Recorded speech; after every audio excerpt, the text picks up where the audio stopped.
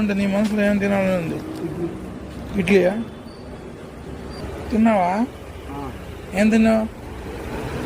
ఇప్పుడు మధ్యాహ్నం మరి ఇప్పుడు ఇడ్లీ తింటావా? ఇడ్లీ అక్కడికి వచ్చి ఖాళీ ఉంది, అక్కడ రా. అక్కడికి వచ్చి ఏం తింటావు? అందరూ ఒక దగ్గర కూర్చొని తిందాం. ఇప్పుడే నేను తెచ్చిస్తా.